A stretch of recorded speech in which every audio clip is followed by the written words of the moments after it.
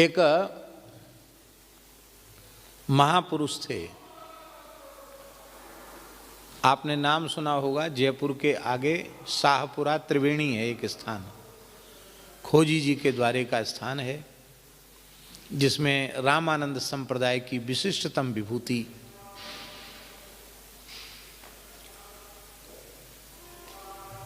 खोजी द्वाराचार्य श्री त्रिवेणी महाराज पूज्यपाद श्री नारायण दास जी महाराज विराजमान थे।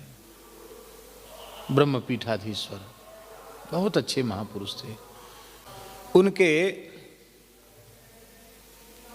दादा गुरुजी थे, वो भी बड़े सिद्ध पुरुष थे, सीधे साधे महात्मा थे, खूब राम राम करते थे, बड़ी प्रतिष्ठा थी उनकी।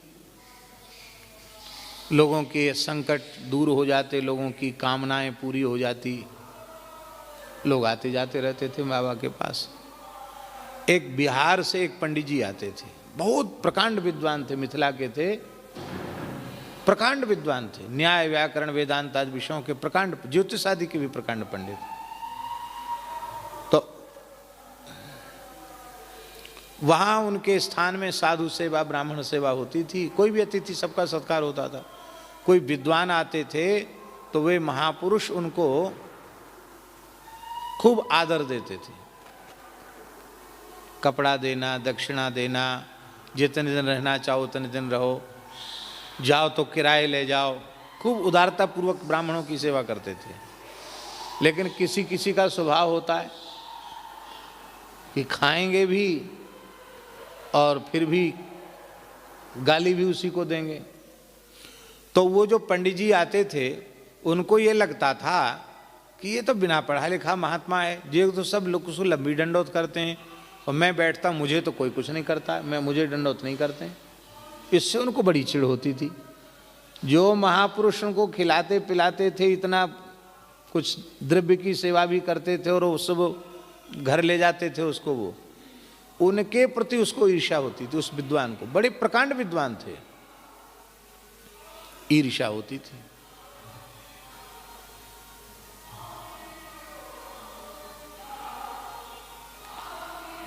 तो एक दिन वो तमाम लोग बैठे थे महाराज के पास और वो पंडित जी जो है गालियां बकने लग गए, उनको अपमानित करने के हिसाब से। तो शिष्य लोग बैठे थे, उनको बड़ा खराब लगा। हे पंडित जी, महाराज तो तुमको दंडवत करते हैं, हमारे गुरु महाराज, और इतना खिलाते पिलाते हैं, दूध दही घी, और इतना तुमको कपड़ा लत्ता रुपया पैसा देते हैं, और तुम किस बात पर सबके बीच में तुम ऐसा बोल रहे हो?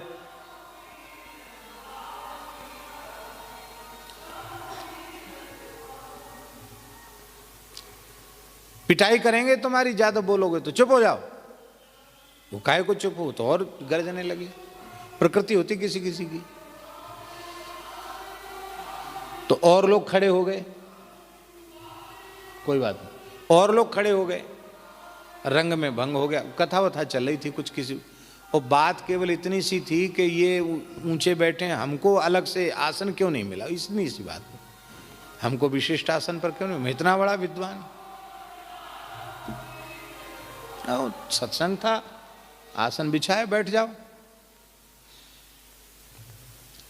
ज्यादा अशांति बढ़ते हुए देखी तो महाराज ने बड़े सरल भाव से कहा, अरे भाई, अब ये गालियां बक रहे हैं, किसी बुद्धिमान व्यक्ति का काम तो है नहीं, ये तो पागल हो गए हैं। तो पागलों की बात ध्यान थोड़ी दी जाती है, आप लोग अपना काम कीजिए। बावरे हो गए, पागल हो गए। वे ऐसे सिद्ध पुरुष थे कि उनके मुंह से निकला कि ये तो पागल हो गए, वो पगला गए, पागल हो गए, उनका दिमाग फेल हो गया। उन्होंने कपड़े फाड़ दिए, नंगे हो गए और पागल होकर के, इतना बड़ा विद्वान, प्रकांड विद्वान, वो पागल होकर वहां से पागलों की तरह भटकते भटकते गलता पहुंच गए। गलता गद्दी जहां है, गालव ऋषि का आश्रम, गलता पीठ, श्री रामानंद संप्रदाय की प्रधान गद्दी, वहां पहुंचे। वहां पहुंच करके एक पत्थर पर मूड़ पटकने लगी। ये संत अपराध होता है ऐसा। पत्थर पर मूड़ पटकते पटकते इतनी जोर से पटका वहीं मर भी गए। अच्युत कटस्य पापस्य यही व फल मसूते, मरकर भयंकर ब्रह्म राक्षस हुए।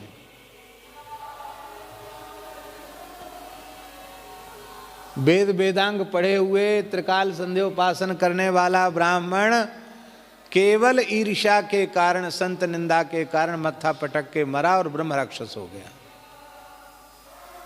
इस पूरी घटना को आपको सुनना हो, पढ़ना हो, तो हमारे पूर्वाचार्य करके पुस्तक वहां से छपी है, उसमें ये घटना पूरी लिखी हुई, आप पढ़ सकते हैं।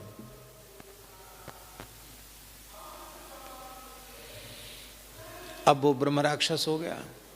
ये कि यहां किसी को पता नहीं ब्रह्म राक्षस हो गया। हमारे एक महापुरुष हैं, संत हैं, महाराज जी के संबंध से हमारे बड़े गुरु भाई लगेंगे, हैं चित्रकूट वाले पुजारी जी के शिष्य परम पूज्य श्री प्रेमदास, महामंडलेश्वर श्री प्रेमदास जी महाराज, बहुत अच्छे अनुष्ठानी भजनानंदी संत हैं। वो उनके पीछे पड़ गया। अब कोई अनुष्ठान नहीं करने दे, ब्रह्म राक्षस, बड़ा शक्तिशाली ब्रह्म राक्षस पीछे पड़ गया। तो वे इतने परेशान हो गए, कुछ झाड़ फूक तंत्र मंत्र वाले भी बुलाए, जिसको बुलाऊं उसी को उठा के पटक दे ब्रह्म राक्षस, इतना शक्तिशाली। तब यहाँ सूरदास जी की जन्मभूमि कहाँ है? सीही है ना, पलवल के पास सीही है ना, सूरदास जी की जन्मस्थली। कौन सा गांव है आप हैं?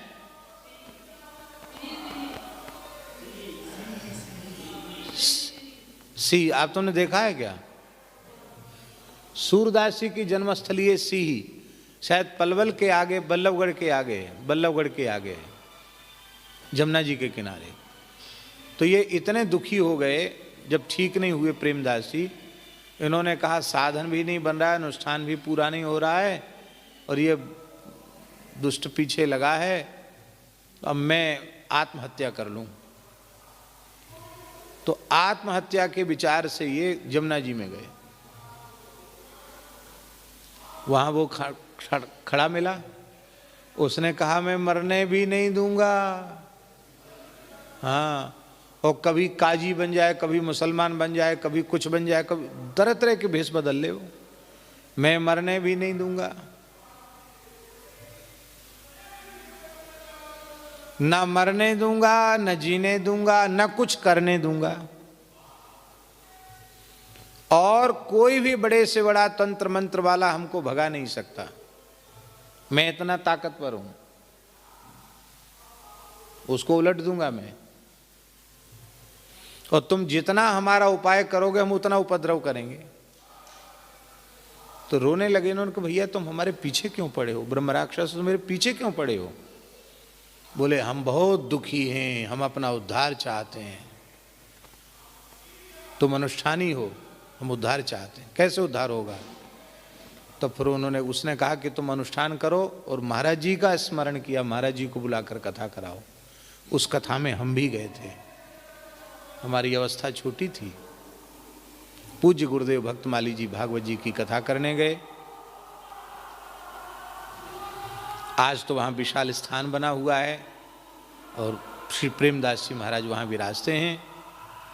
महाराज जी कथा करने गए, हम भी उसमें गए थे।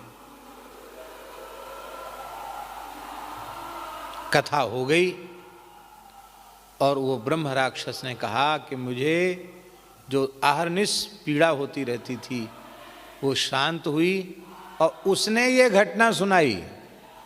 उस ब्रह्म राक्षस ने घटना सुनाई कि मैं मैथिल ब्राह्मण हूँ, अमुक जगह का हूँ, चयो वेदों का व्याकरण न्याय वेदांत आदि का प्रकांड पंडित हूँ, और अमुक महापुरुष को गालियाँ बकने से, मेरा उनके प्रति ईर्ष्या करने से मेरा ये दिमाग पगलाया। उन्होंने कहा ये तो पागल है, मैं पागल हो गया, ऐसे माथा पटक के मरा और ब्रह्म राक्षस हुआ। मेरा कथा से उद्धार तो हुआ है, लेकिन अभी पूरी तरह नहीं हुआ। कैसे होगा? बोले जिन महापुरुष का अपराध मेरे द्वारा बना है, उन महापुरुष की समाधि है त्रिवेणी में, उस समाधि का चरणामृत ला करके मुझे अर्पित करो तो मेरा प्रायश्चित हो जाएगा। और महाराज चरणामृत लिया और ब्रह्म राक्षस की योनि से मुक्त वह हो गया। ये घटना हमारे पूर्वाचार्य नामक पुस्तक में छपी है, महाराज जी का नाम भी लिखा उसमें।